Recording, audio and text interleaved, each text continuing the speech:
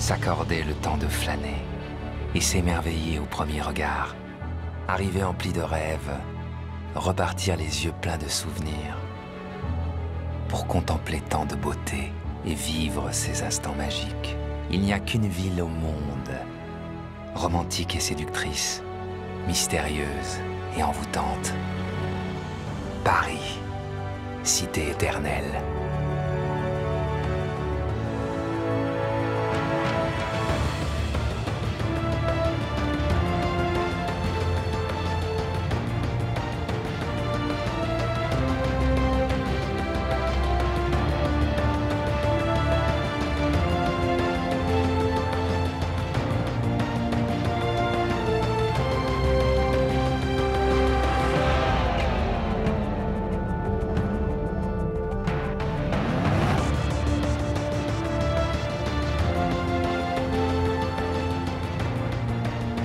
Découvrir la capitale est une question de point de vue. Et le voyage en ballon est encore la meilleure façon de révéler la ville. Chers amis, c'est avec fierté et une certaine émotion que nous nous sommes élevés au-dessus du macadam de Paname. Depuis ce belvédère, la ville nous apparaît déjà sous de nouvelles perspectives. Si nous avons pris de la hauteur, c'est pour mieux remonter le temps, pour explorer 5000 ans d'histoire de Paris. Si vous découvrez la capitale pour la première fois, vous ne manquerez pas de tomber de haut. Et si vous en êtes déjà passionné, j'espère que vous en découvrirez de nouveaux horizons. Enfin, cette expérience sera, pour vous comme pour moi, un exercice de haute voltige. Notre première escale nous entraîne à l'origine de Paris.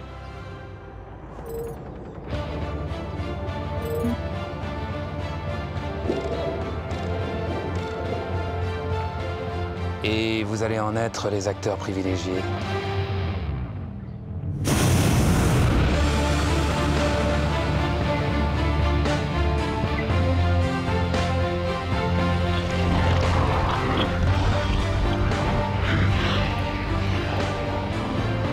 Voilà Paris au temps de la préhistoire. 3000 ans avant Jésus-Christ, au milieu d'une plaine marécageuse, coule un fleuve parsemé d'îles. Et c'est là que s'installent les premières populations venues d'Europe centrale. C'est là que surgira un jour Lutèce. Enfin, pour l'instant, nous n'y sommes pas encore. Pour le premier Parisien de l'histoire, c'est surtout une question de survie. Des tribus primitives pratiquent la cueillette et la chasse. Mais parfois, le chasseur devient la proie.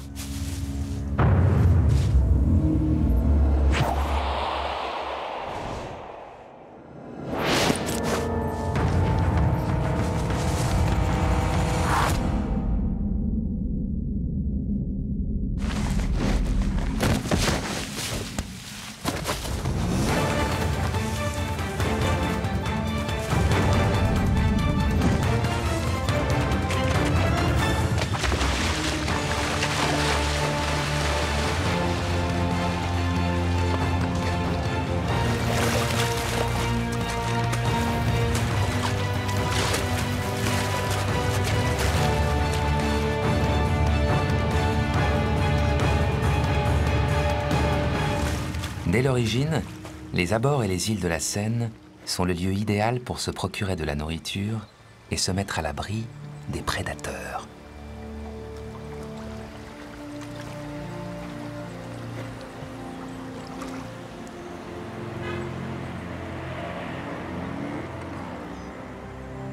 Au fil des siècles, des campements préhistoriques se multiplient sur ces sites propices à la vie humaine. L'un d'entre eux est le berceau de Paris.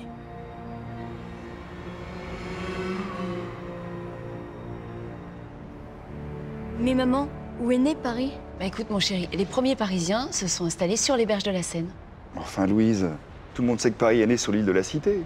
D'ailleurs c'est logique, l'île de la Cité est au centre de Paris. C'est vrai, on a pensé pendant longtemps que Paris était né sur cette île, mais on n'y a jamais trouvé aucune trace de l'époque préhistorique. Et puis l'île de la Cité était souvent inondée. Ah, donc personne ne sait où est né Paris. Les historiens ne sont pas tous d'accord, faute de preuves. La découverte majeure de l'époque préhistorique a été faite à Bercy. Oui, ils ont découvert 10 pirogues. Effectivement. Elles ont été taillées il y a 5000 ans et... Commence pas. Les rives de la Seine semblent avoir été habitées en permanence pendant des milliers d'années. Si je comprends bien, ce sont ces tribus qui sont devenues les Gaulois. Enfin, les Gaulois sont des Celtes, non? Enfin, disons que vers 475 avant Jésus-Christ, des Celtes, dont font partie les Gaulois, s'installent en Île-de-France. Dans cette région, au 1er siècle avant Jésus-Christ, les Gaulois fondent un oppidum. Mais aucune trace de cette ville fortifiée n'a été découverte, ni sur l'île de la Cité, ni sur ses rives. Ses habitants s'appellent les Parisi et leur oppidum, Lutetia. Alors à quoi pouvait bien ressembler cette Lutèce gauloise?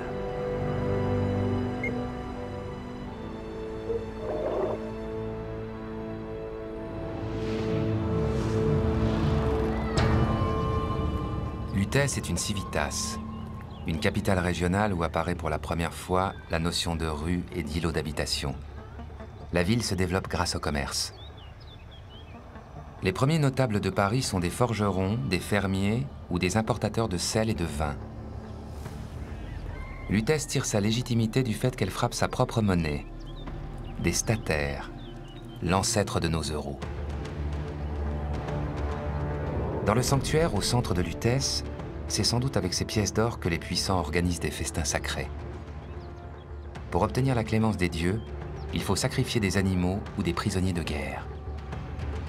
Cette Lutèce primitive est à milieu d'Athènes ou de la Rome antique. En 53 avant Jésus-Christ, sa destruction, lors de la conquête de la Gaule par Jules César, aurait dû à jamais sceller son destin. Pourtant, c'est sur les ruines de cette cité des Parisis que Paris va commencer à s'inventer.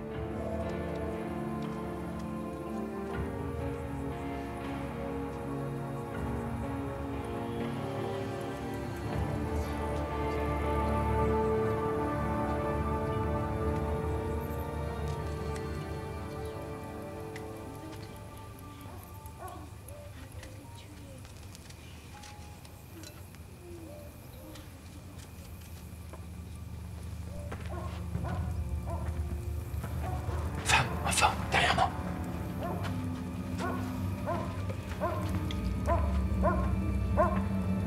Tu n'es pas le bienvenu, étranger.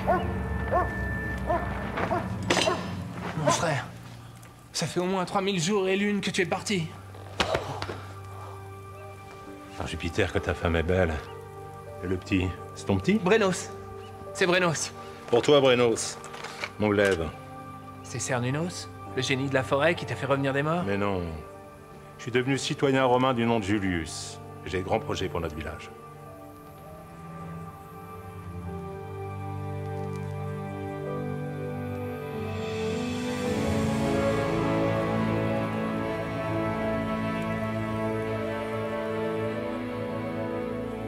Et qu'est-ce que tu as fait pendant tout ce temps?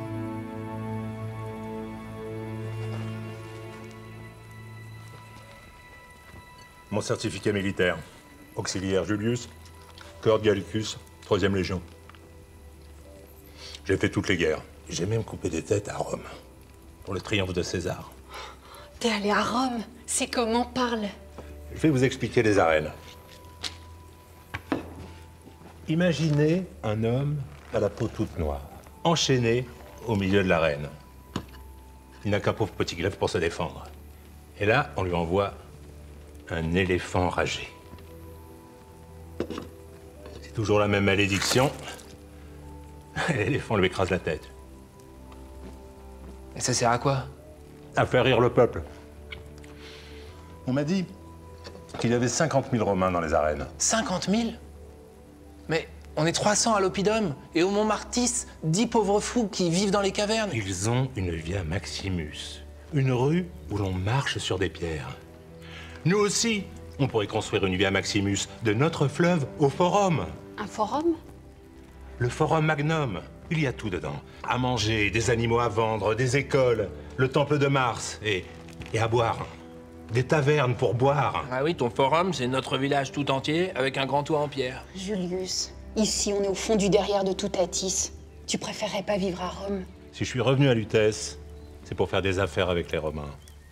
Qu'est-ce que tu veux qu'on leur vende à tes Romains? Ta cervoise, tiens. Les poteries de ta femme, c'est issu. Par le fleuve, on pourrait vivre à Lugdunum et de là, à Rome. On pourrait leur vendre l'élégance gauloise à la mode des Parisis. Et avec les sesterces, on va construire des thermes. Ah, voilà encore autre chose, des termes. Avec l'eau chaude qui sort de la terre, on fait des bains et tu pourras te laver une fois par mois. C'est vraiment obligatoire? Bon, allons plutôt nous occuper de nos terres. Viens. Par là.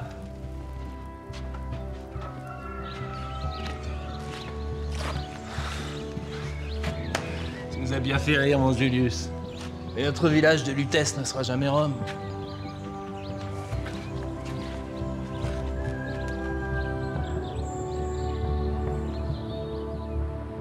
Rome ne s'est pas faite en un jour, Lutèce non plus.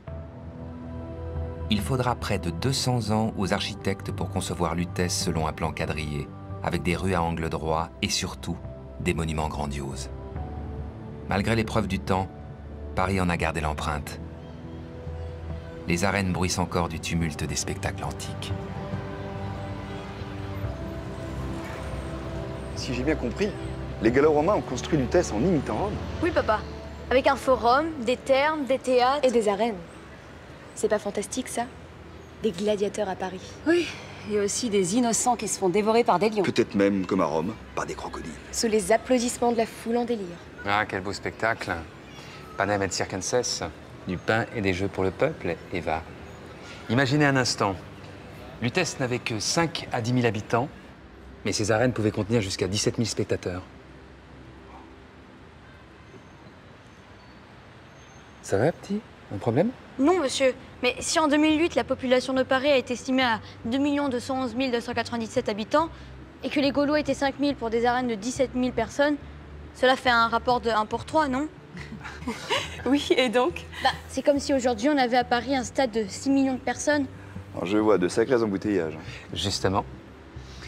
À l'époque, pour éviter les problèmes de circulation des chevaux et des chars, les architectes ont imaginé les arènes en dehors de Lutèce. Comme à Saint-Denis avec le Stade de France. Ils ont même imaginé les premiers parkings antiques.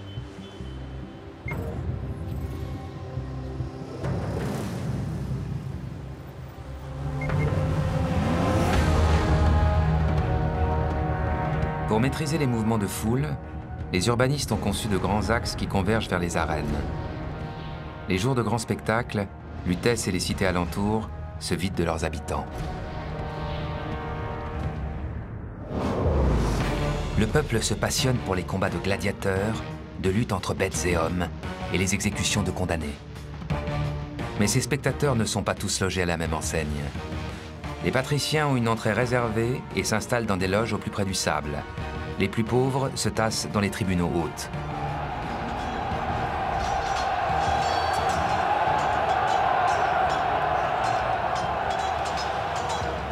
L'arène se transforme parfois en théâtre.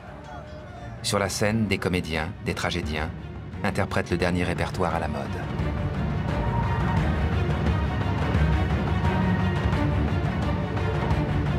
Les notables assistent au spectacle autant pour voir que pour être vus.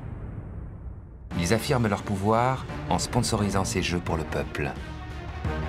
Sur la rive gauche, ces puissants vivent dans des demeures résidentielles réunies en insulae, les premiers quartiers de Paris.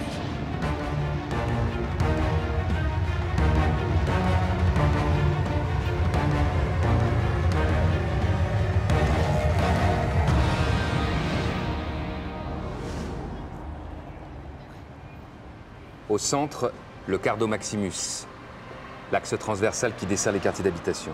Regarde, Tom. La rue Saint-Jacques, c'est le Cardo Maximus. Exactement la même rue depuis 2000 ans. À l'époque gallo-romaine, Lutèce ne pouvait rivaliser avec Lugdunum, l'actuel Lyon, la capitale des Gaules. Malgré tout, Lutèce est une cité en plein essor, grâce au commerce. On a planté des vignes au Montmartis. Montmartis? La butte Montmartre! Depuis la colline de Montmartre, des tonneaux de vin sont livrés sur la rive gauche. Mais les Lutétiens raffolent surtout de grands crus importés de Rome.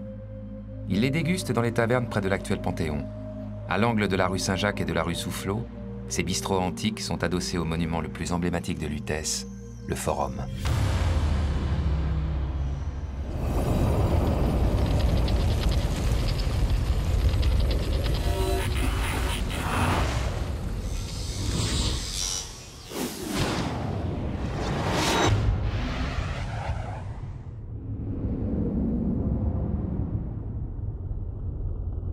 Le forum est le cœur de la cité gallo-romaine. C'est là où se presse le tout Paris de l'époque.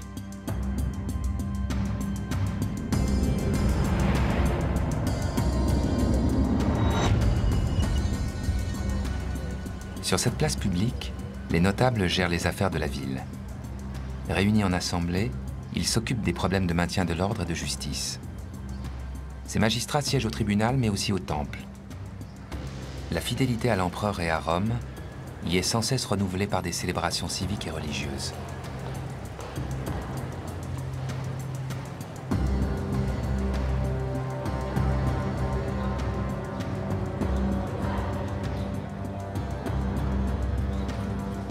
C'est autour du forum que les boutiques les plus renommées de Lutèce proposent l'essentiel comme le superflu.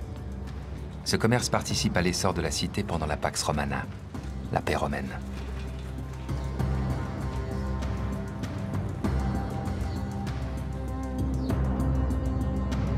Symbole de la romanisation de Lutèce, les thermes du Nord, ou thermes de Cluny, ont sans doute été construits par l'empereur Hadrien à la fin du 1er ou au début du 2e siècle. Cet établissement de luxe est construit selon les critères les plus en vogue à Rome.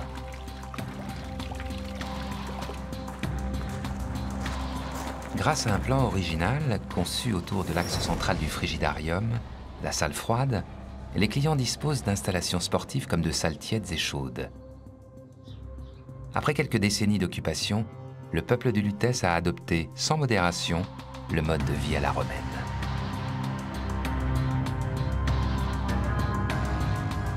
Les vestiges de ces thermes sont toujours visibles à l'angle des boulevards Saint-Germain et Saint-Michel.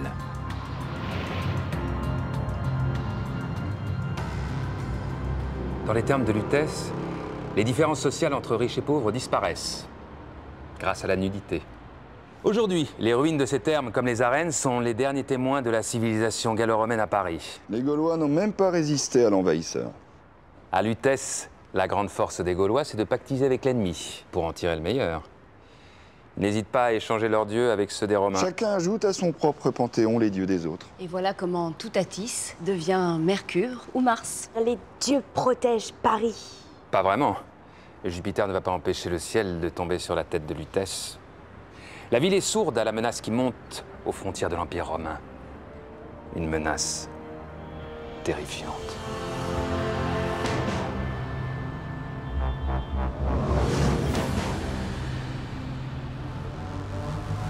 Au début du IVe siècle, Lutèce se replie sur elle-même. Face à l'insécurité grandissante provoquée par des invasions, les habitants doivent se protéger.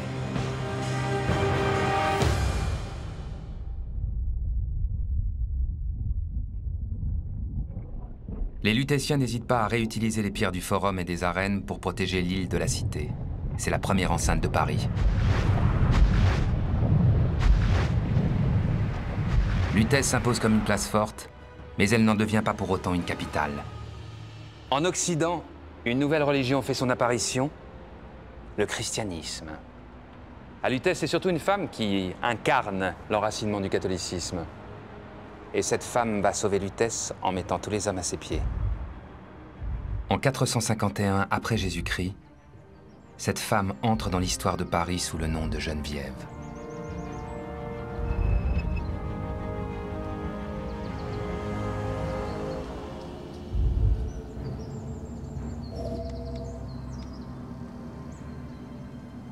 Jésus, je donnerai ma vie pour toi.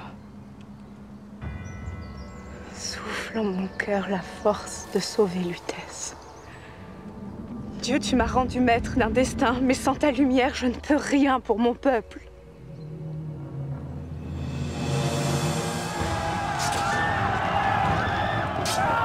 Geneviève sait qu'une horde sauvage a dévasté la Gaule. Les Huns vont maintenant déferler sur Lutèce. Attila et ses mercenaires germaniques n'ont qu'un seul objectif, mettre la ville à feu et à sang. Les habitants de Lutèce sont plongés dans la terreur, et rien, ni personne, ne semble pouvoir arrêter ces barbares.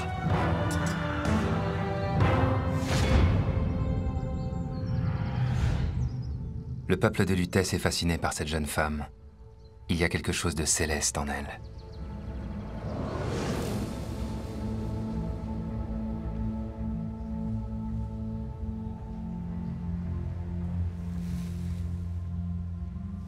Dès son plus jeune âge, elle a la certitude d'être habitée par la foi. Et malgré le désaccord de sa famille, Geneviève brûle de consacrer sa vie à Dieu.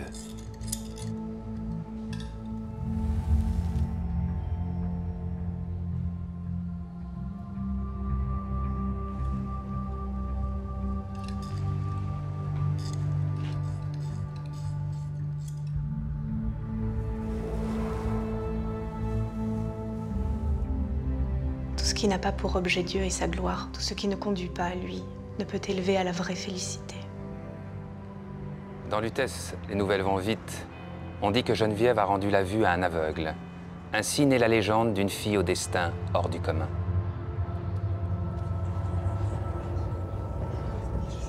Seule femme à siéger au conseil de Lutèce, elle n'hésite pas à entrer en opposition avec les hommes. Ils sont prêts à abandonner la ville aux barbares. La seule solution, c'est la fuite. Mais pourquoi parlez-vous de fuir? De vous réfugier dans d'autres cités?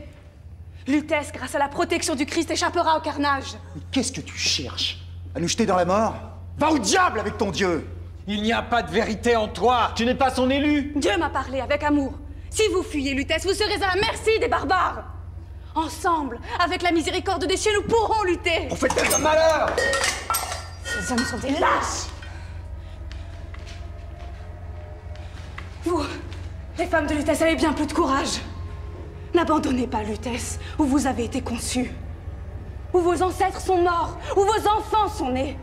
Que les hommes fuient s'ils le veulent, s'ils n'ont pas la force de se battre. Nous, les femmes, nous prierons Dieu tant et tant qu'il entendra nos supplications.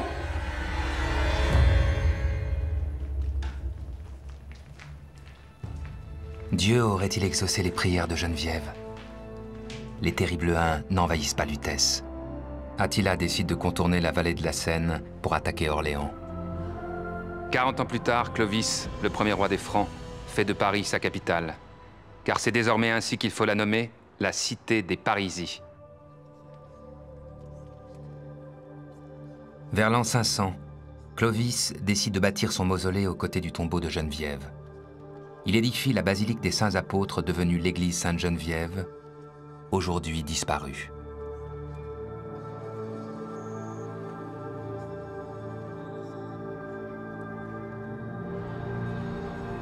Et voilà comment la première Jeanne d'Arc de l'histoire a sauvé Paris. Les Parisiens ont vénéré Geneviève comme une sainte, d'accord, mais si Paris a été sauvé, c'est plus grâce au hasard qu'à une intervention divine. En tout cas, la légende de Geneviève est née de son vivant, maman. Geneviève est même devenue la sainte patronne de Paris. Enfin, à cette époque, Paris n'a de capitale que le nom. Ce n'est qu'un petit bourg qui aurait pu disparaître. Et pourquoi elle n'a pas disparu? Car Paris abrite le trésor du royaume. Ah. Et si Paris a de l'argent, alors elle intéresse tout le monde. Ah oui, mon chéri, et ça intéresse qui? Des Vikings. Quoi, des Vikings à Paris? Au IXe siècle, l'île de la Cité est encerclée par de terribles envahisseurs. Imagine, Tom. Des dizaines de dracars qui remontent la Seine, des barbares terrifiants, prêts à massacrer, piller, raser l'île de la Cité. Et comment ça s'est terminé? Face aux Vikings, il n'y a pas 36 000 solutions, ni 36 d'ailleurs, seulement 2. Fuir ou négocier. Et donc? Les Vikings se retirent en échange d'une forte rançon en or. Eh ben, tu vois, chérie, c'est toujours une question d'argent. Le retrait des Vikings en 887 ne signe pas la fin des périodes de troubles. D'autres envahisseurs, venus cette fois-ci de Germanie, mènent des assauts incessants contre la ville. En 987, Hugues Capet accède au trône et fonde une nouvelle dynastie. Sous l'impulsion des premiers Capétiens, Paris retrouve son statut de capitale. Sur la rive droite, le port et la place de Grève, aujourd'hui place de l'Hôtel de Ville, contribuent au renouveau de Paris grâce au commerce. En 1180, Philippe Auguste accède au pouvoir. La capitale compte seulement 300 rues enchevêtrées, mais d'une insalubrité repoussante. Philippe Auguste aura fort à faire pour ordonner ce Capharnaüm, comme clôturer le cimetière des Innocents. Il regorge de cadavres que les cochons déterrent pour se nourrir.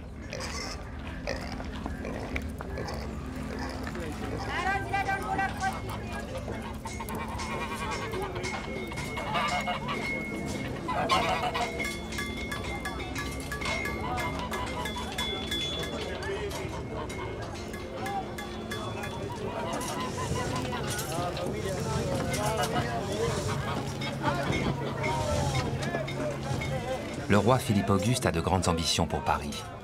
Mais il n'en a pas les moyens financiers. Qui paiera l'addition? Ce n'est pas avec ces gueux et pouilleux que nous trouverons des finances pour Paris. J'ai un beau cochon de lait pour vous, messire. Ton cochon, quelle taxe as-tu payé pour son entrée dans Paris? Un péage bien suffisant et convenable, messire.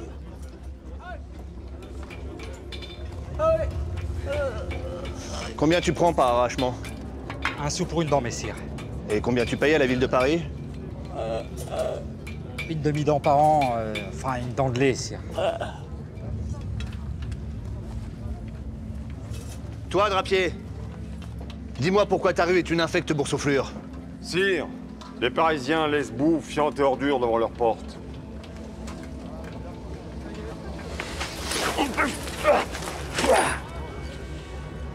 Paris est ni une bonne ville pour vivre, ni pour mourir. Vous, fief et menteur, vous allez délier vos bourses et payer le nettoyage de ma capitale.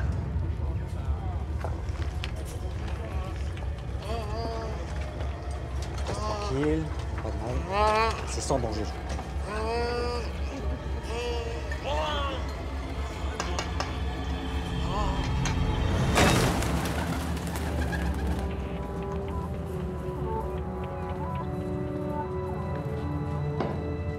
Sœur Thibault, votre charge est de contrôler les prévôts et les baillis de Paris. Je vous charge de faire payer les bourgeois jusqu'à mon retour de croisade. C'est un immense honneur que vous m'octroyez, pourfendeur de mécréants, grand abatteur de sarrasins, arracheur de... C'est bon.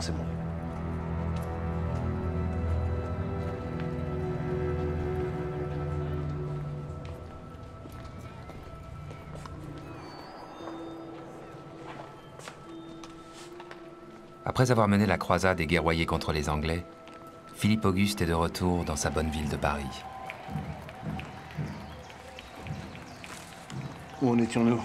Ah oui, les comptes des Parisiens. L'exercice comptable parisien, de 1202 à 1203, porte sur 197 000 livres de recettes, contre 95 525 livres de dépenses, soit un excédent bénéficiaire d'environ 100 000 livres. Sœur Thibault, nos caisses sont pleines. Pavez les rues Saint-Denis, Saint-Antoine, Saint-Honoré et Saint-Jacques. Et avec l'excédent, vous me construirez la forteresse du Louvre et vous achèverez les remparts pour protéger ma bonne ville.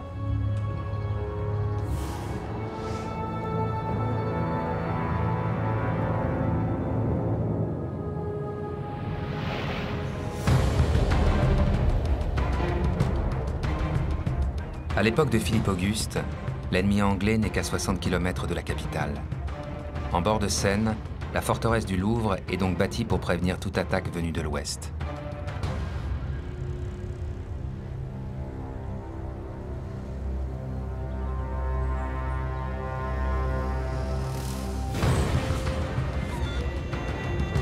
À l'origine, le Louvre n'est qu'un simple poste de vigie dominant la plaine, une tour cylindrique entourée d'un fossé. À terme, cette tour est protégée d'un mur carré muni de tourelles.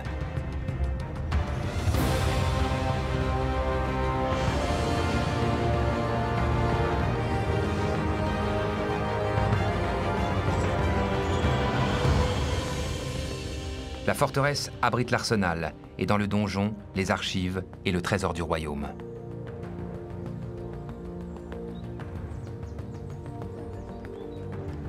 Depuis le Louvre, Philippe Auguste fait aussi construire une muraille longue de plus de 5 km. Tout au long de son histoire, les limites de la capitale seront déterminées par des enceintes. 4 autres murailles se succéderont au cours du temps. Au XIIIe siècle, les Parisiens vivent uniquement dans leur quartier. La capitale est composée de ruelles labyrinthiques où les maisons hautes empêchent toute notion de perspective. Ils n'appréhendent pas leur ville dans sa globalité. La population passe de 25 000 à 50 000 habitants, ce qui en fait déjà la plus grande ville d'Europe.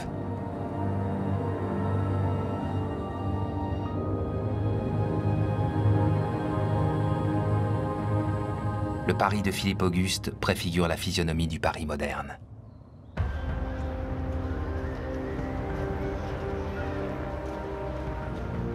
Et voilà comment Philippe Auguste transforme Paris de fond en comble.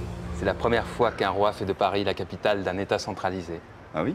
Donc tout ce qui s'est passé à Paris jusqu'à Philippe Auguste, c'était l'improvisation? Les enfants, depuis son origine, Paris s'est adapté comme elle a pu aux aléas de l'histoire. Comme faire du commerce avec les Romains. Ou se protéger des invasions barbares. Ou bien négocier avec des Vikings. À partir de maintenant, Paris prend son destin en main et entre dans une nouvelle ère. Désormais, des bâtisseurs comme Philippe Auguste vont la développer pour en faire une capitale incontournable en Europe et dans le monde pour des siècles et des siècles.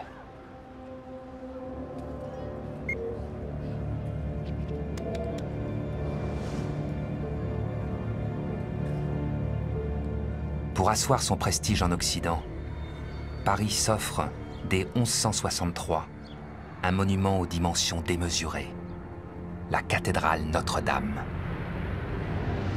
Initiée par l'évêque Maurice de Sully, le premier maître d'œuvre, sa construction s'étend sur près de 2 siècles.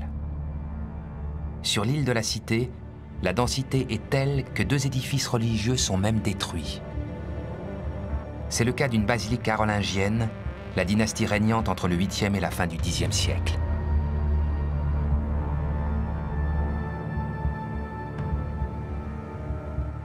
La cathédrale romane, bâtie entre le 10e et le 12e siècle, sert de lieu de culte pendant une partie des travaux.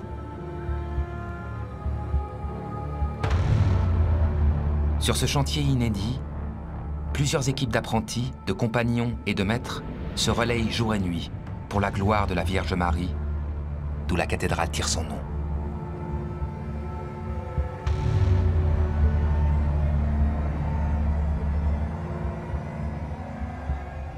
Quatre campagnes de travaux rythment le quotidien de 6 générations de Parisiens.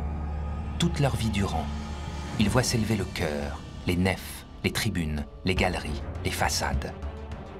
On se passionne pour la croisée d'ogives et la clé de voûte, l'arc brisé et l'arc-boutant.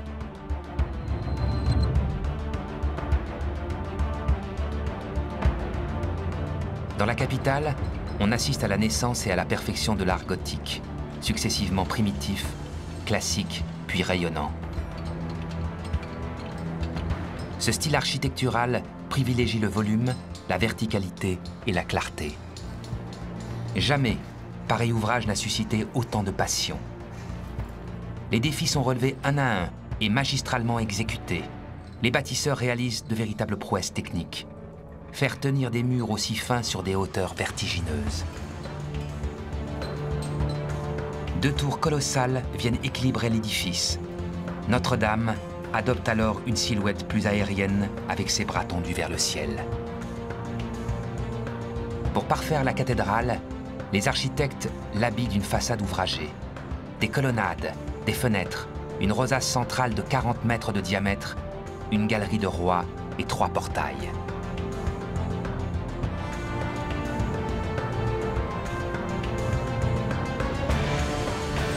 Face à la porte principale, la rue Neuve-Notre-Dame, de 6 à 7 mètres de large, est percée.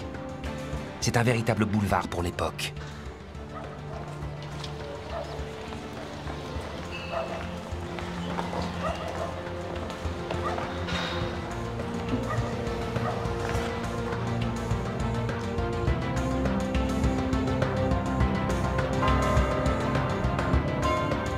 La cathédrale est fin prête pour accueillir des milliers de pèlerins.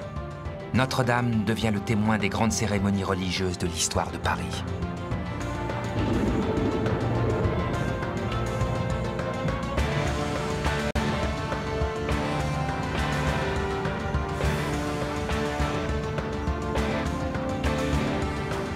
Pendant des siècles, c'est le seul monument parisien que l'on aperçoit à l'horizon.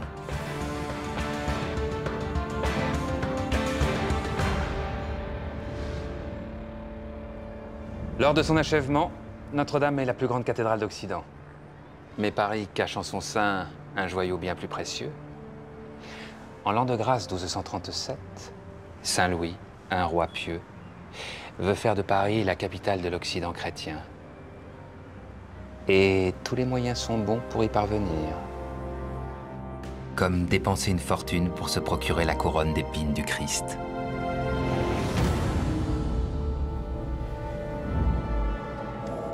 Enchanté, frère. Frère? Frère Tuck, enchanté également. Frère Tuck, n'oubliez pas de placer l'amicte autour du col avant de revêtir la capa. La mapula, main droite, bien sûr. Bien sûr. Plût à Dieu que nous ne trébuchions pas en Sainte-Chapelle. Nos cœurs seraient déchirés par la lumière divine. Nous allons marcher sur des cendres brûlantes, frère. Frère Tuck, sois ma force. Que la force soit avec vous, mon frère.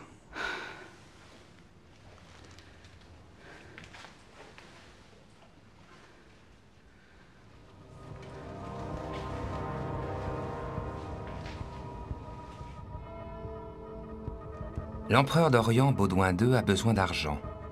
Il cherche donc à vendre la couronne d'épines du Christ, gagée auprès de banquiers vénitiens. Après d'âpres négociations, Louis IX acquiert le plus précieux témoignage du calvaire de Jésus.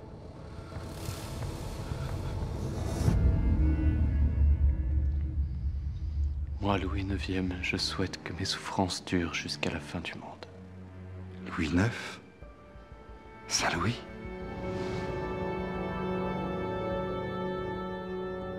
Ce roi mystique pratique le jeûne, l'abstinence et s'inflige des sévices.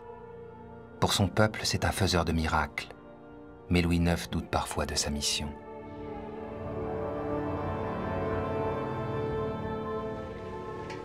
Sire, vous avez rendu à l'égard de Dieu tous les devoirs, avec les plus tendres sollicitudes.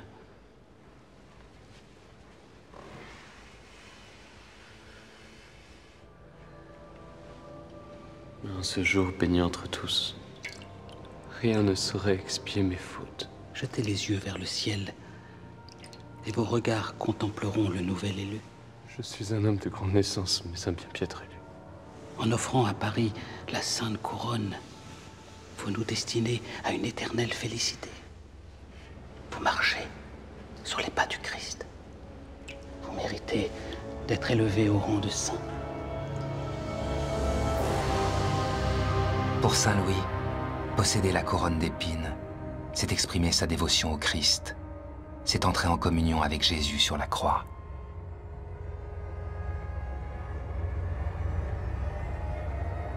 Seigneur, suis-je ton élu, celui que tu attends? Dieu, suis-je ton digne apôtre? En l'an 1248 après Jésus-Christ, la couronne d'épines, un clou et un fragment de la vraie croix est offerte à Paris pour l'éternité. Grâce à cette acquisition exceptionnelle, Saint Louis parvient à faire de Paris la capitale de l'Occident chrétien.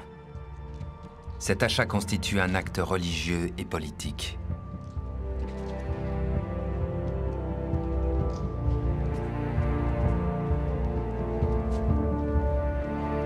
Ces reliques de la Passion sont déposées dans un écrin somptueux de pierres et de vitraux bâtis pour les accueillir, la Sainte-Chapelle. 15 verrières ouvragées et une rosace géante inondent de lumière ce joyau architectural.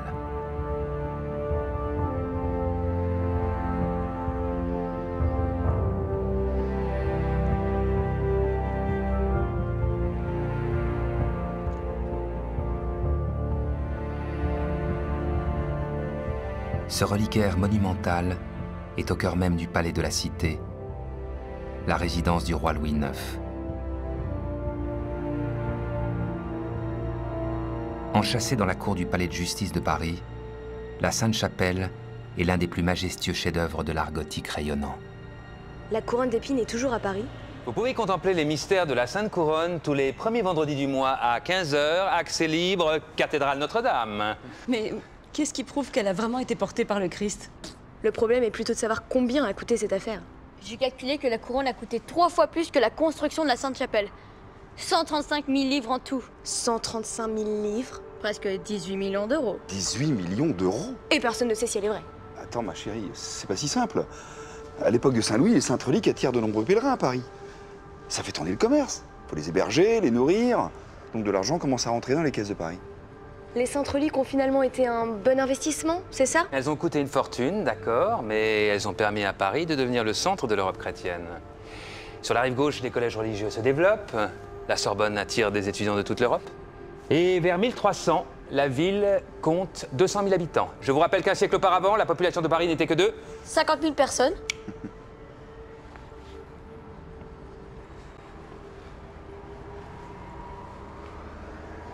En 1348, la peste noire décime le quart de la population parisienne. À cette épidémie, il faut ajouter la famine. Des loups entrent même dans Paris. Le roi Charles V accède au trône en 1364. Il cherche à maintenir le prestige de la capitale et surtout à en assurer sa défense. Le souverain décide d'adapter le Louvre à son époque et de bâtir une nouvelle fortification.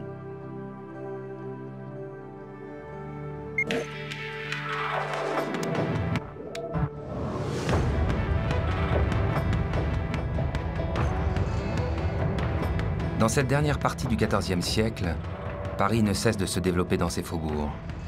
Le Louvre n'est plus aux portes de la capitale. À l'ouest, la forteresse est donc intégrée à la ville et l'enceinte est prolongée.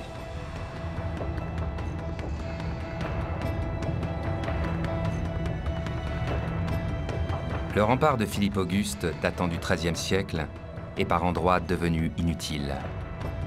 Emprisonné dans l'espace urbain, ce mur encombre la ville plus qu'il ne la protège. Quant au Louvre, même s'il conserve une position défensive, il devient une résidence somptueuse pour Charles V et la cour. Dans ces heures sombres du Moyen-Âge, le roi fait pénétrer la lumière en perçant de nombreuses fenêtres dans la bâtisse. Vers les années 1400, Paris est ravagé par les guerres civiles entre les ducs d'Armagnac et de Bourgogne. La capitale change de main à plusieurs reprises, les vainqueurs pillent et massacrent. En 1450, la ville a perdu plus de la moitié de sa population. Certains quartiers sont abandonnés, des ruines défigurent la ville. Paris se meurt, mais Paris ressuscite toujours. Avec François Ier, c'est même une renaissance. Le vieux donjon est détruit, le palais du Louvre s'ouvre sur la ville, mais reste inconfortable, figé dans ses vestiges du Moyen-Âge.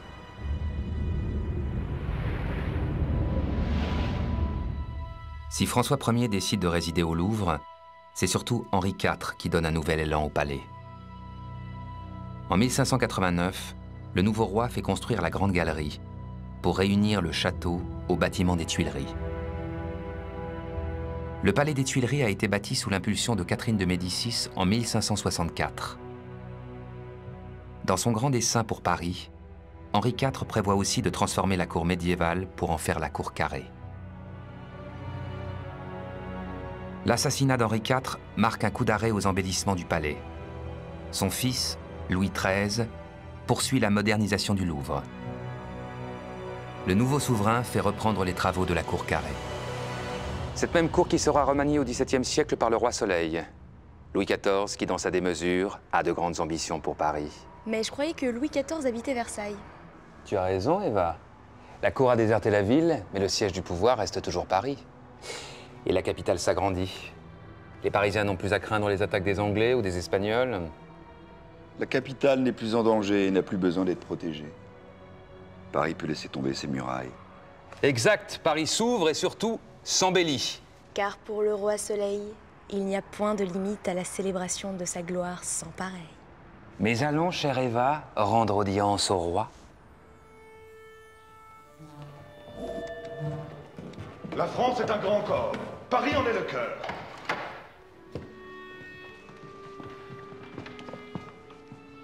Et Paris, c'est moi!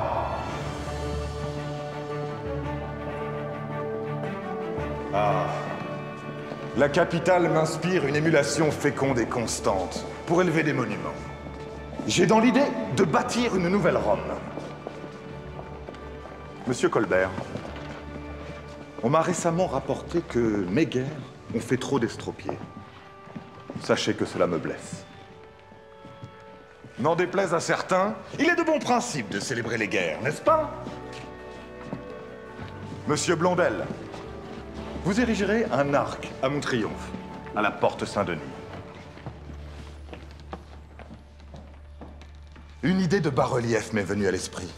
Moi-même, Louis XIVe, en dieu Mars, repoussant un aigle germanique.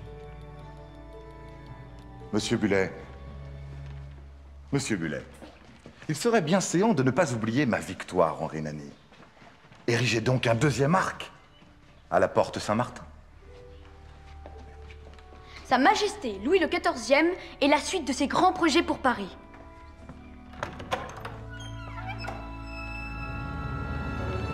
De l'air! De l'air!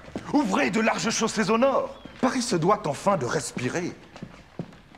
Monsieur Louvois, au lieu de l'hôtel Vendôme, j'ai dans le souhait d'accéder à une vaste place, que nous nommerons sans façon place Louis-le-Grand. Monsieur Desjardins, vous me sculpterez avec les nations vaincues à mes pieds. Vous érigerez la statue au centre de la place des Victoires.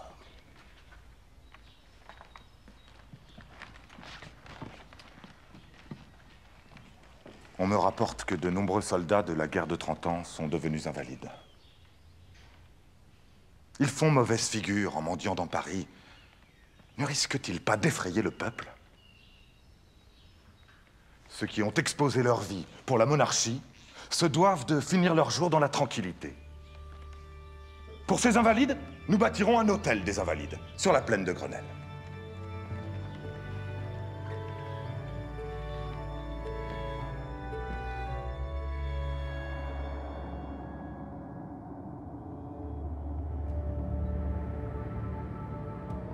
Nous sommes le 1er septembre 1715. Le roi Louis XIV va mourir dans quelques secondes.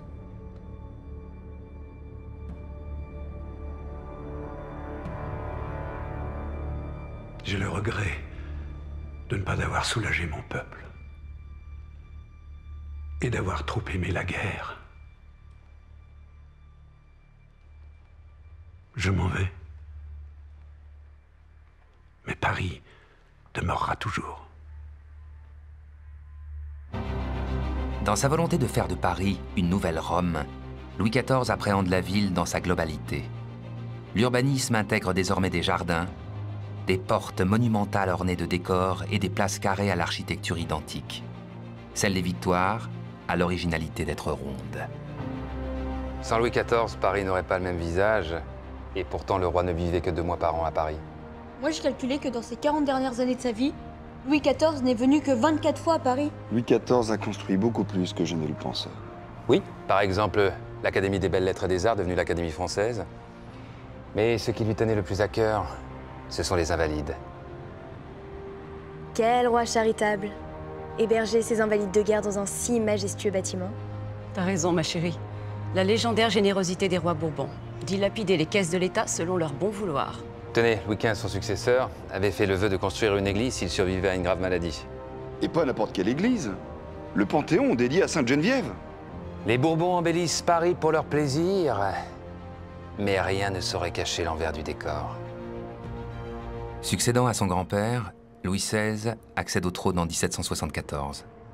Mais comme ses prédécesseurs, il préfère l'ère de Versailles à celui de Paris. En dehors de quelques lieux privilégiés, la capitale est une ville surpeuplée. Sa population est de 600 000 habitants, dont 260 000 pauvres ou mendiants. À cette époque, les mauvaises récoltes et les famines jettent à la rue des milliers de personnes. Paris est un chaudron en ébullition qui va bientôt exploser. En 1789, dans le faubourg Saint-Marcel, le quartier le plus pauvre de Paris, les habitants vivent encore comme au Moyen-Âge. Et les subterfuges ne manquent pas. C'est le règne de la débrouille. Les lascars n'hésitent pas à se faire passer pour des hommes d'église. Mesdames, Mon père. pour nos bonnes œuvres. Bien sûr, mon père. Au voleur!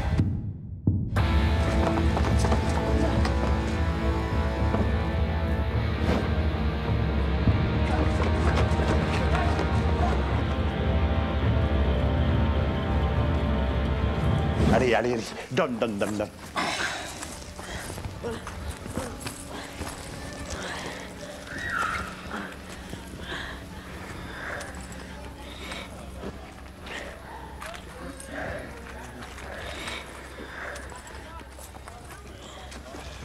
Garde, ce vaurien vient de déposséder une honnête femme de notre connaissance.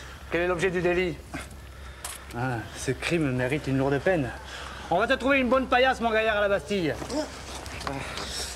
On peut toujours compter, grâce à Dieu, sur notre police. Certes, Mais nous manquons du strict nécessaire. Et un petit peu de superflu améliore toujours le quotidien.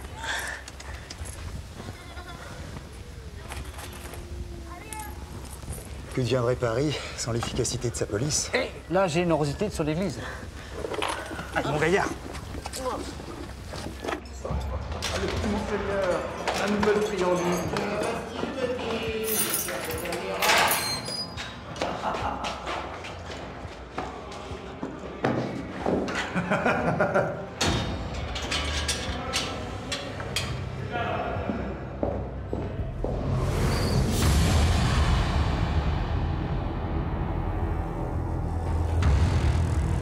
À la veille de la Révolution de 1789, la Bastille est une malédiction pour Paris.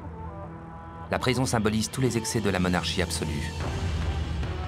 Comme ses prédécesseurs, Louis XVI peut ordonner, par simple lettre de cachet, d'embastiller n'importe qui sans autre forme de procès.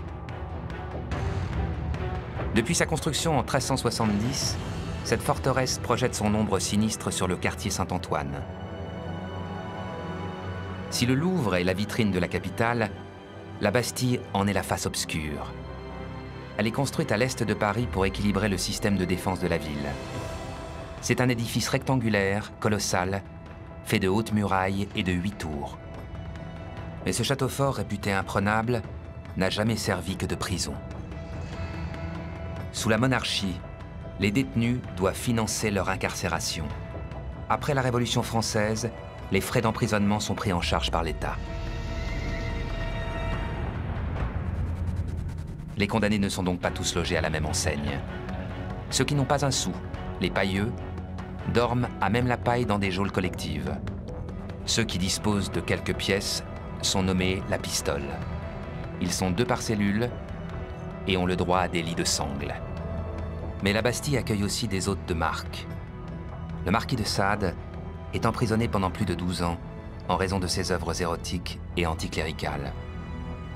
Il fait aménager sa chambre et reçoit des invités. Il les honore avec les meilleurs vins et des plats raffinés.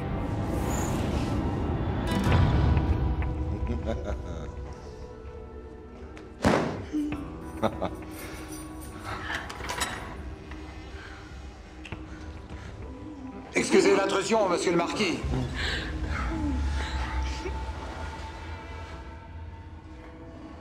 Comment osez-vous à nouveau venir me terrifier de la sorte? Vous m'échauffez la tête.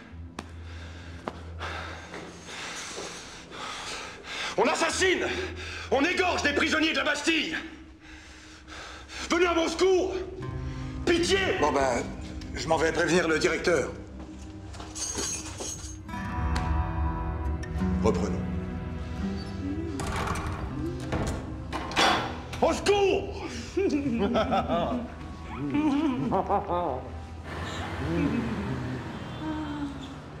Pauvre homme. Le lendemain, il est transféré à l'asile de fous de Charenton. Dommage pour lui. 10 jours plus tard, c'est la prise de la Bastille. On libère tous les prisonniers! Tous les prisonniers, je veux bien, mais il y en avait que 7. Dont 2 aliénés, que l'on a internés dès le lendemain. Sous l'Ancien Régime, la majeure partie des détenus étaient enfermés dans d'autres prisons parisiennes. La forteresse n'était pas exactement située au centre de l'actuelle place de la Bastille. On peut toujours apercevoir le tracé des tours et des murs sur le pavé parisien. La colonne dite de Juillet commémore une autre révolution, celle des Trois Glorieuses qui provoque la chute du roi Charles X en 1830. Au sommet du monument, un génie en bronze doré brandit un flambeau, symbole de la détermination du peuple à conquérir sa liberté.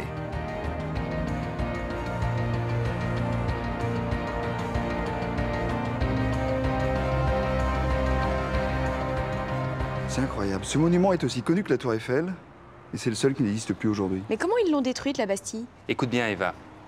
Dès le 15 juillet 1789, sous les ordres de Palois, un entrepreneur de travaux publics, 800 ouvriers démontent le bâtiment en 5 mois. Mais qu'est-ce qu'ils ont fait des pierres? Le dit Palois, avec les pierres de la Bastille, il fait des petites forteresses en miniature qu'il vend comme des souvenirs patriotiques. Ça, c'est intelligent, ça. Les pierres de la Bastille sont aussi utilisées pour la construction du pont de la Concorde. De 1789 à 1799, Paris vit au rythme de la Révolution française. La monarchie absolue s'effondre. La République est proclamée. En 1793 et 1794, la guillotine est installée place de la Révolution. Aujourd'hui, place de la Concorde. Des milliers de têtes comme celle de Louis XVI, Marie-Antoinette, Danton, Desmoulins, Robespierre tombent devant une foule de milliers de Parisiens.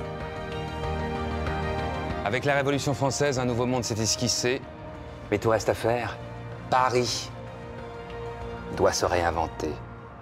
Louis XIV voulait faire de Paris une nouvelle Rome. Ce sera finalement un enfant de la Révolution qui la transformera en capitale d'un empire. En 1799, à la faveur d'un coup d'État, le général Bonaparte s'empare du pouvoir. En 1804, il devient Napoléon Ier. Et l'empereur réside parfois au palais des Tuileries.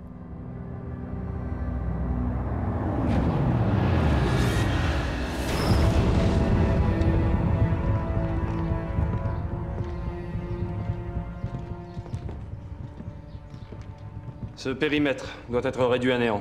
Mais nous devons évacuer les gens avant de... Avant de quoi, Percier? Un peu de bravoure. Maréchal, nous manquons d'effectifs, de matériel et d'argent. Au diable vos plans, Fontaine. Notre artillerie saura s'en charger. Le maréchal Murat n'évoque pas la prochaine bataille de Napoléon, mais le chantier des grands travaux de Paris.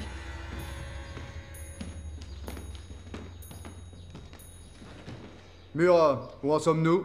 Majesté, vos architectes sont des gens foutres. Tout juste bon à torcher le cul des bébés cosaques. Pourquoi n'avez-vous pas encore abattu le vieux quartier de l'île de la Cité? Ces ruines ne sont bonnes qu'à héberger les rats de Lutèce. Mais, Majesté, la ville de Paris ne paie que la moitié des travaux de destruction. Eh bien, les Autrichiens et les Russes paieront l'autre moitié. Veuillez excuser mon retard, Majesté, j'ai été retenu par des dames. Quand on a rendez-vous avec l'empereur, on dit à ces dames de prendre leurs cannes, leurs chapeaux et de foutre le camp. Cambacérès, vous devez me donner les moyens financiers de détourner la rivière de l'Ourcq, pour la mener en haut de la Villette. De là, les eaux se répandront dans Paris jusqu'aux fontaines. Et que nous coûtera cette grandiose inondation? Pour 60 km de canal, entre 12 et 15 millions de francs. J'adopte le projet. Placez dès demain 500 hommes pour creuser le canal. Passons à la rue Impériale. La rue est percée le long des jardins des Tuileries. Et sous les pavés, nous avons construit un égout monumental de plus de 600 mètres de long. Et que nous a coûté ce mirobolant tuyau? 800 000 francs. 800 000 francs? Ai-je bien entendu? Mais avec une somme pareille, nous pourrions équiper 15 régiments. Paris manque de monuments et vous dilapidez les caisses de l'État sous terre? Majesté, à Austerlitz, vous avez proclamé que vos troupes rentreraient sous des arcs de triomphe. Où sont-ils, messieurs? J'ai mon idée sur la question. Vous emploierez 500 000 francs pour l'érection d'un arc de triomphe, à l'entrée des boulevards, près du lieu où était la Bastille, de manière à ce que la troupe défile devant le peuple. Napoléon rêve même d'un projet colossal pour marquer la capitale de son empreinte. Un palais impérial qui occuperait la quasi-totalité du bois de Boulogne, du 16e arrondissement et de l'esplanade du Trocadéro. L'empereur compte y installer son fils, le roi de Rome. En 1815, à quelques semaines de son abdication, alors que tout est perdu, l'empereur demande pourtant à Percier et Fontaine de poursuivre les travaux.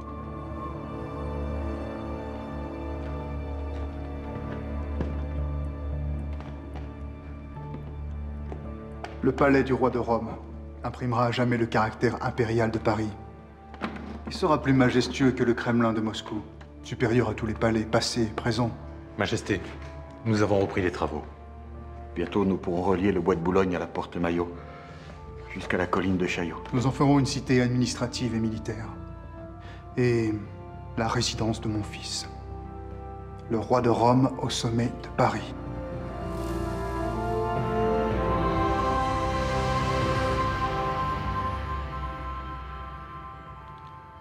Avec la chute de l'Empire, le projet le plus insensé de l'histoire de Paris, plus monumental que le Versailles de Louis XIV, est abandonné. Les aménagements et les embellissements de Paris voulus par l'empereur restent en chantier. L'Arc de Triomphe sera finalement érigé sur les Champs-Élysées, au lieu de la place de la Bastille. Les guerres contre l'Angleterre et la Russie ont englouti des sommes colossales. Napoléon ne s'est pas donné les moyens de bâtir sa capitale d'un empire. Il n'aura même pas pu contempler son arc de triomphe. À sa place, il n'a vu qu'une maquette en bois et en toile de 50 mètres de haut. Le vrai ne sera achevé qu'en 1836, 15 ans après la mort de l'empereur. À l'origine, ce monument devait être le point de départ d'une avenue qui aurait traversé Paris, de la place de l'Étoile jusqu'à la Bastoche. La Bastille. Napoléon transforme l'avenue des Guinguettes, une rue bordée de cabarets malfamés, en une splendide promenade qui prend le nom de Champs-Élysées.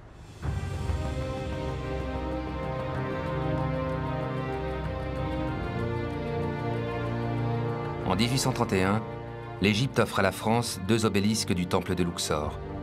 Un seul sera transporté et érigé place de la Concorde en 1836. Son édification ne commémore aucun événement historique en ce lieu chargé de symboles.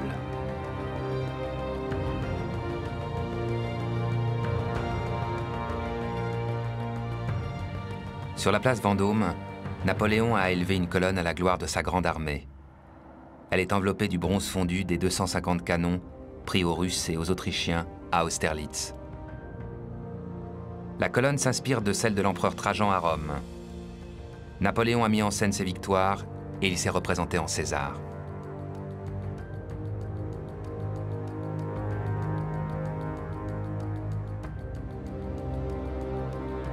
D'autres monuments parisiens sont aussi l'œuvre de l'empereur. La Madeleine, c'est une église construite par Napoléon? Dans l'esprit de l'empereur, la Madeleine est plutôt un temple qu'une église, comme il y en avait à Athènes. Napoléon a rêvé Paris à l'égal des plus majestueuses cités de la Grèce et de la Rome antique. L'empereur marque la capitale de son empreinte monumentale. Comme l'Arc de Triomphe, l'église de la Madeleine est dédiée à la grande armée de Napoléon. Dans le quartier Vivienne, il entreprend aussi la construction du futur siège de la Bourse, connu sous le nom de palais Brognard.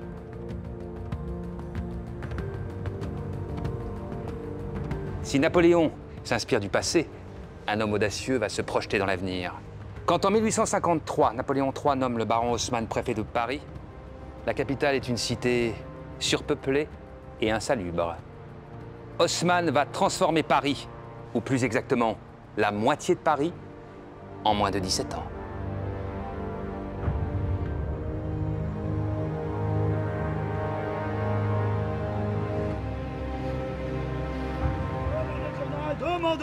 Demandez le journal. La République est proclamée. Demandez le journal. Napoléon III en exil. Demandez le journal.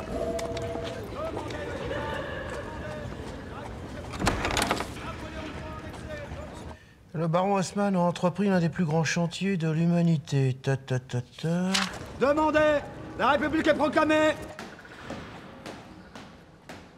En 17 ans, il a abattu 20 000 immeubles insalubres, tracé 300 km de voies éclairées, percé 600 km d'égouts,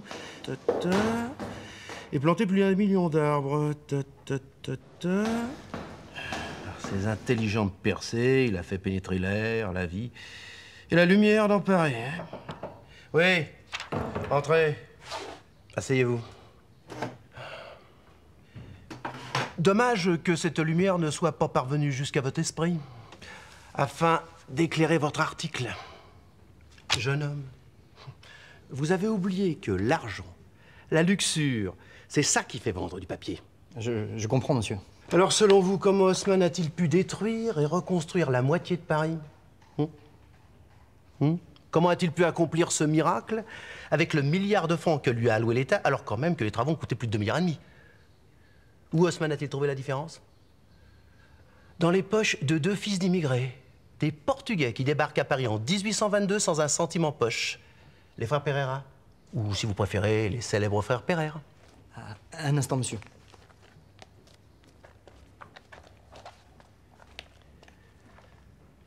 Ça y est, là?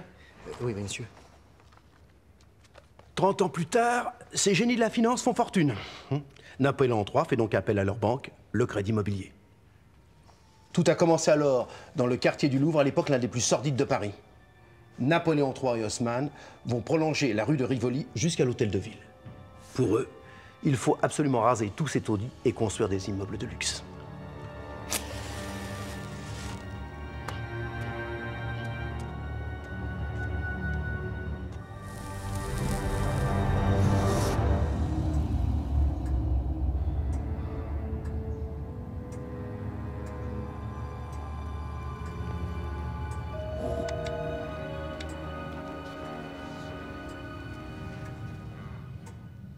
Le sort des grands travaux de Paris va se jouer dans quelques secondes. Aucune banque n'a voulu investir sur le chantier du Louvre. Trop cher, trop risqué. Voilà le baron Haussmann. Les frères Pereire sont sa dernière chance. Il doit absolument les convaincre.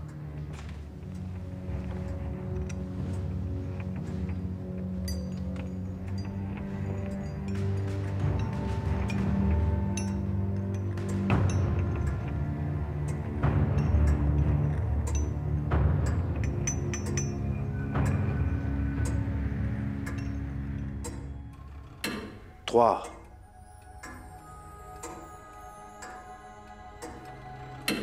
2.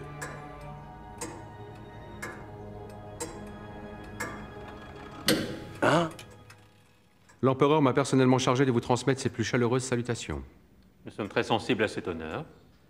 Messieurs, l'achèvement du Louvre est son grand dessein pour Paris. Il ne semble malheureusement pas susciter un grand engouement. Ne perdons pas de temps. Nous savons que vous n'avez pas d'acquéreur. Non seulement vous nous demandez d'acheter les terrains, mais vous nous imposez un cahier des charges très contraignant. Et très onéreux. Bâtir des immeubles de 6 étages, des arcades, des galeries marchandes. J'ai conçu un quartier harmonieux, rien de plus. Je vous en propose 460 francs le mètre carré.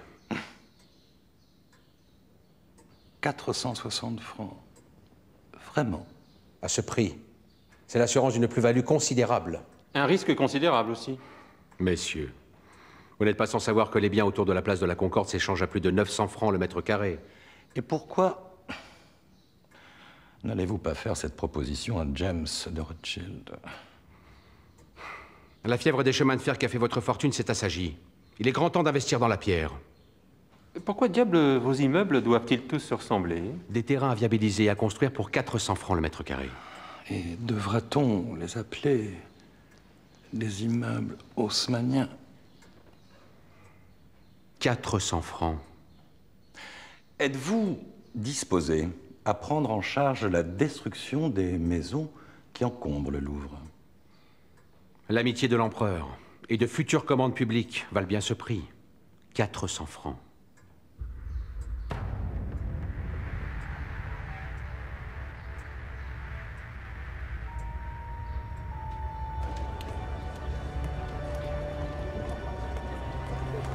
Les frères Pereire ont acheté 15 hectares au cœur de Paris pour 380 francs le mètre carré.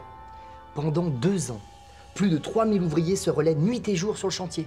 Et comme par enchantement, des hôtels particuliers, des magasins de luxe vont s'élever autour de la rue de Rivoli. Que les frères Pereire revendront une fortune. Bien. Sous l'impulsion d'Haussmann, le prolongement de la rue de Rivoli constitue un événement majeur pour la capitale. L'embellissement du nouveau quartier du Louvre confère au palais un prestige inédit. La place du Palais Royal en bénéficie également grâce à son agrandissement. Après la rénovation du Louvre, les frères Pereire vont acheter des terrains, construire, revendre, échanger, partout dans Paris.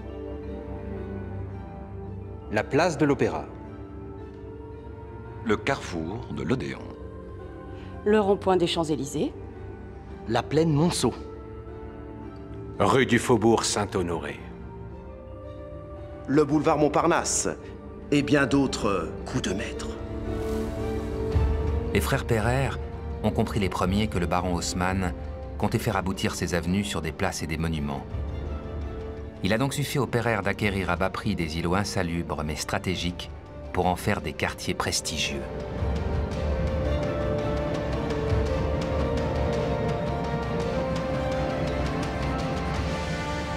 Et c'est tout Paris qui change de visage.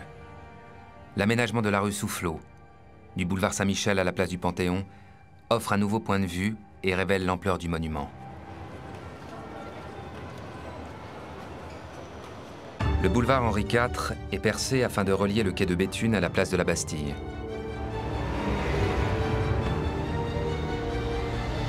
L'île de la Cité est entièrement restructurée. On assiste à la création d'un nouveau palais de justice et de la préfecture de police, le fameux quai des Orfèvres. L'avenue de l'Opéra incarne la vision qu'Haussmann a véritablement de Paris. Une capitale dont les monuments sont sublimés par des perspectives imposantes. Ils ont eu aucun scrupule, ces banquiers. Pour les travaux du quartier du Louvre, ils ont exproprié le peuple et détruit leur maison. Mais comment faire autrement, ma chérie? Tout le quartier était insalubre. C'est de la spéculation. Après les frères Pereire, James de Rothschild et tous les banquiers de Paris se sont partagés le gâteau des gros travaux. Sous Haussmann, les loyers s'envolent. Les prix grimpent au 19e siècle de plus de... Je sais pas. Et 300%. Quand l'ensemble des salaires reste stable. C'est la crise du logement, comme aujourd'hui. Bien sûr, et petit à petit, le peuple quitte Paris et se réfugie dans les faubourgs. Nos banlieues d'aujourd'hui. Enfin, quand même, Louise. Le baron Haussmann est reconnu comme le plus grand bâtisseur de Paris. Oui, ben, peut-être, mais pour moi, il a démoli une bonne partie de la capitale pour l'embourgeoisie. Voilà. Bon, écoutez, quelles que soient les polémiques, le baron Haussmann nous a légué la physionomie moderne du Paris que nous connaissons aujourd'hui. Haussmann a ouvert de véritables saignées dans Paris pour créer des perspectives esthétiques. Mais l'un des objectifs non avoués du baron était aussi d'anticiper d'éventuels soulèvements populaires.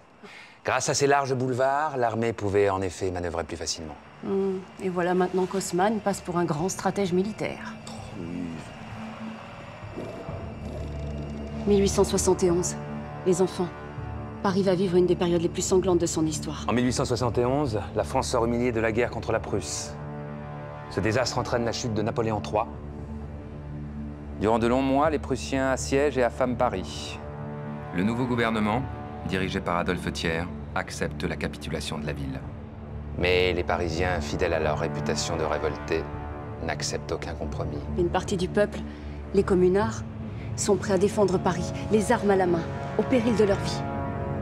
En 1871, Montmartre ressemble encore à un village de province avec ses moulins et ses vignes. C'est dans ce décor idyllique que va se dérouler la première révolution socialiste au monde. Sur la butte Montmartre, le peuple de Paris organise la résistance.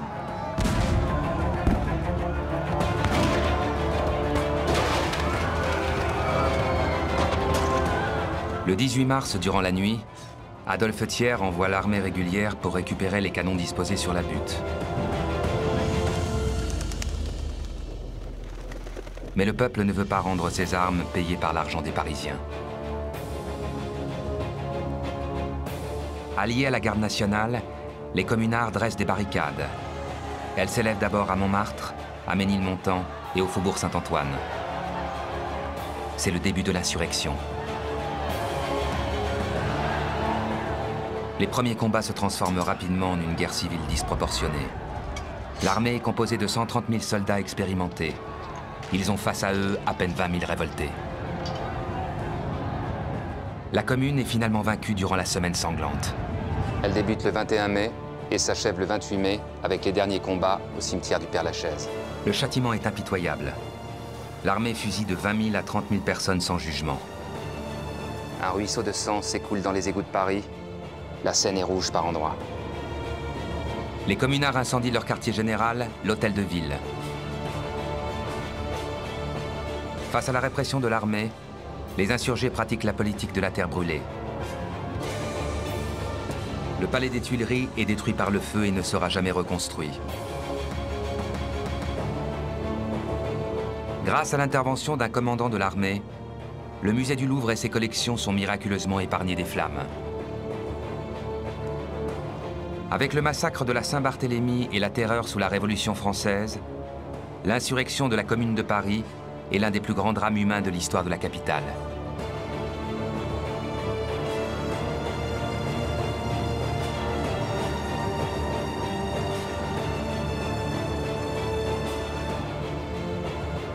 L'armée de Thiers a fait preuve d'une violence inhumaine. Le combat était disproportionné, un véritable massacre d'hommes, de femmes et d'enfants. Mais les communards ont de leur côté exécuté des membres du clergé, des innocents. Si les combats s'étaient prolongés, Paris aurait pu disparaître en partie sous les ruines d'une guerre civile. Peut-être que cette guerre civile était nécessaire. Nécessaire? La Commune voulait améliorer la condition du prolétariat. Ils ont pris des mesures d'avant-garde. L'école gratuite et laïque, le divorce accordé aux femmes, la séparation de l'Église et de l'État. Malheureusement, ces lois n'auront pas le temps d'être mises en œuvre. Il faudra attendre le XXe siècle, Louise Michel. En attendant, nous sommes en 1873 et le pouvoir conservateur rétablit l'ordre moral. L'Assemblée nationale décrète la construction de la basilique du Sacré-Cœur pour expier les crimes de la Commune. Sa blancheur immaculée ne pourra jamais effacer le sang versé par le peuple de Paris. À l'emplacement même où a débuté l'insurrection, l'Église et l'État ont décidé d'élever la basilique du Sacré-Cœur. Ce monument symbolique a principalement été financé par une souscription nationale. Son architecture et sa vocation font encore débat.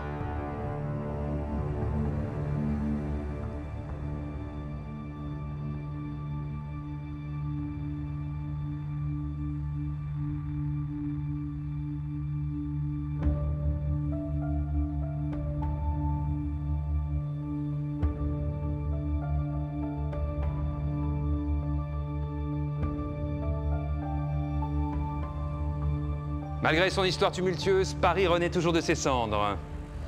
Désormais, la capitale n'hésite pas à être à l'avant-garde, quitte à susciter, encore une fois, la polémique. Construite en 2 ans comme un véritable mécano. 300 mètres de hauteur, 7000 tonnes d'acier, 18 000 pièces différentes assemblées par 2 500 000 rivets. Et... Bref, une véritable prouesse technologique. L'objectif est de montrer au monde les avancées de l'industrie française. Et pourtant, cette tour Eiffel aurait pu ne jamais exister. Pour l'exposition universelle de 1889, le défi est d'ériger sur le champ de Mars une tour de fer. Un grand concours est lancé.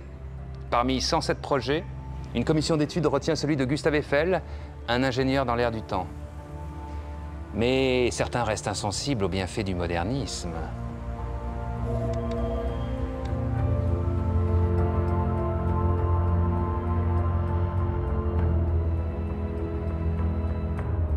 En 1887, Alexandre Dumas fils, Guy de Maupassant et Charles Garnier se font les porte-parole d'un manifeste signé par des personnalités du monde des arts et des lettres.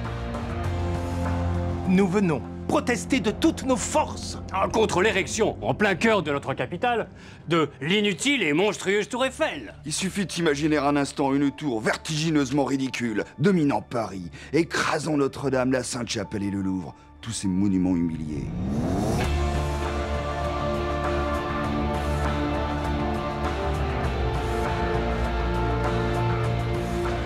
Monsieur Eiffel, je vous écoute. Ma tour aura sa beauté propre.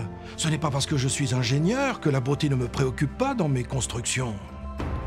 Gustave Eiffel est un homme obstiné. L'État l'a obligé à avancer sur ses fonds propres 80% du prix des travaux, à ses risques et périls. Dès les premiers jours du chantier, Eiffel est préoccupé par l'inclinaison des 4 piliers en porte-à-faux.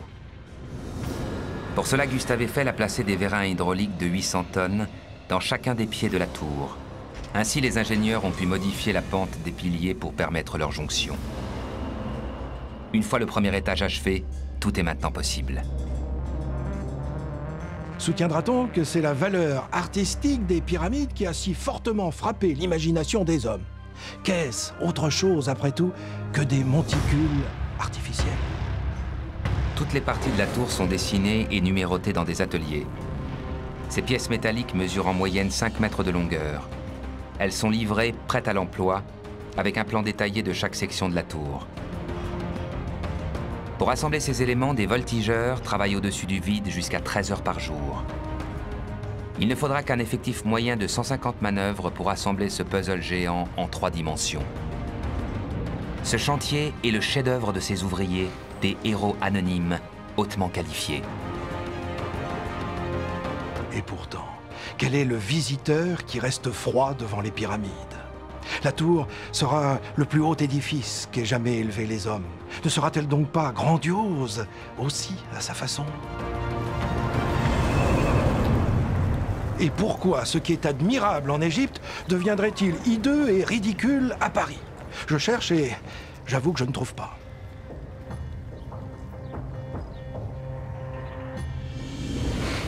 La tour Eiffel est achevée en moins de 27 mois. C'est une prouesse architecturale, un véritable exploit technique et surtout une performance humaine. Quand l'exposition universelle est inaugurée le 15 mai 1889, la tour en est l'attraction principale.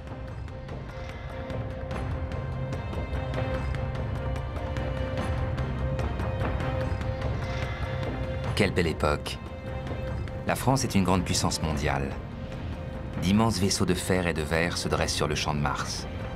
Dans ces pavillons, 32 millions de visiteurs contemplent les dernières innovations de l'industrie. Mais cette exposition est aussi un parc d'attractions. Les touristes déambulent dans une rue du Caire reconstituée, pénètrent dans une sphère terrestre géante ou s'aventurent dans une mine de diamants d'Afrique du Sud.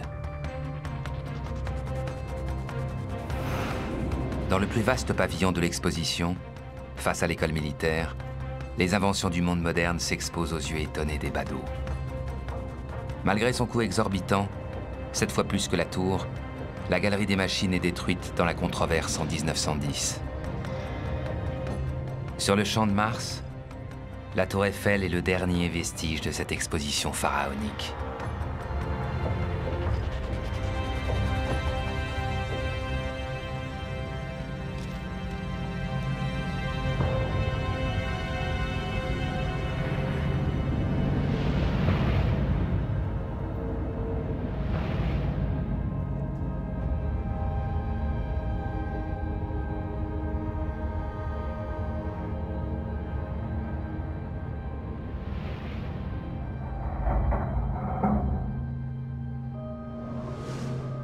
Malgré la polémique, dès la fin de sa construction, c'est un véritable succès populaire.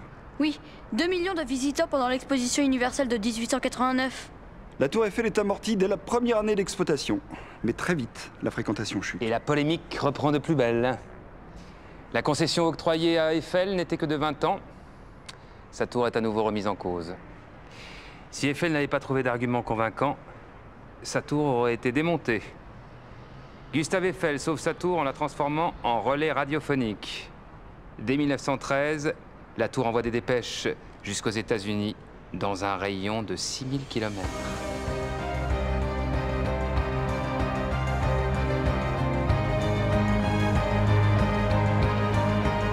Les expositions universelles lègueront à Paris d'autres bâtiments, comme le Palais de Chaillot en 1937, le Petit et le Grand Palais en 1900.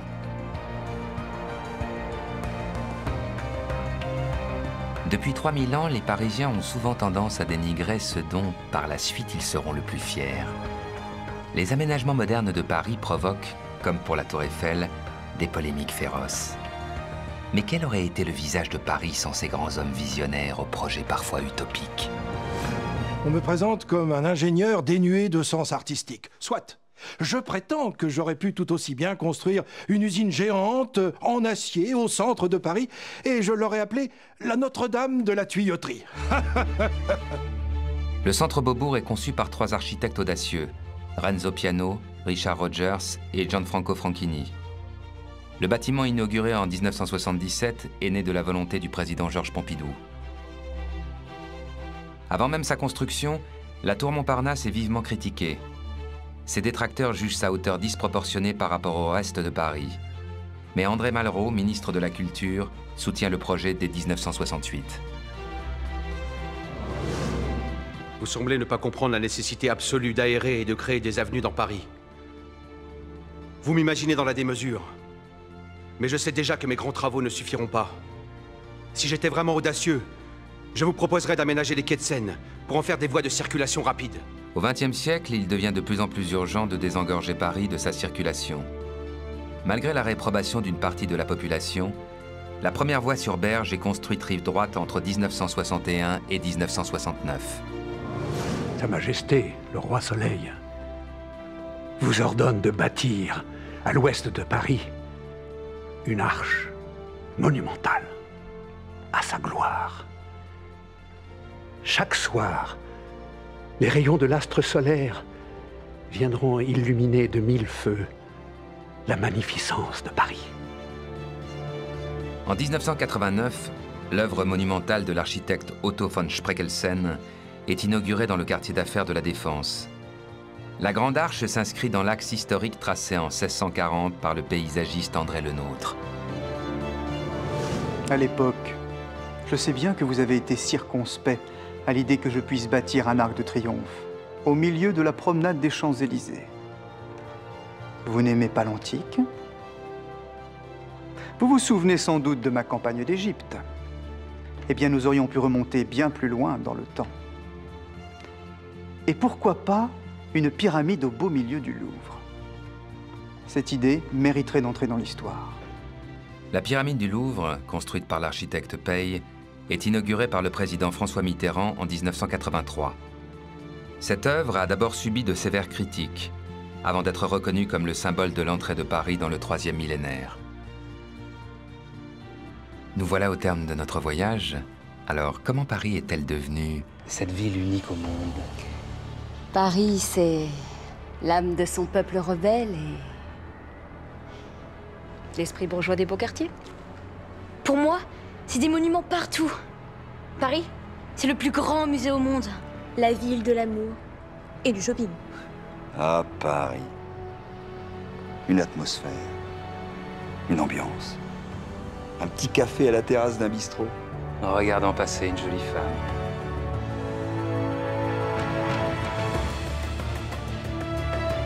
Depuis 3000 ans, Paris s'est inventé sur le modèle d'Athènes ou de Rome, sur les dogmes du christianisme et de la royauté, dans le tumulte des révolutions et du capitalisme. C'est cette persistance du passé qui a sculpté la beauté de Paris, au risque de la figer dans les vestiges d'une ville-musée. Aujourd'hui, Paris est à la croisée des chemins, à la recherche de nouveaux territoires. Cette métamorphose est une nécessité vitale pour que Paris reste toujours Paris. Audacieuse, impétueuse, visionnaire. Une ville éternelle, une ville lumière.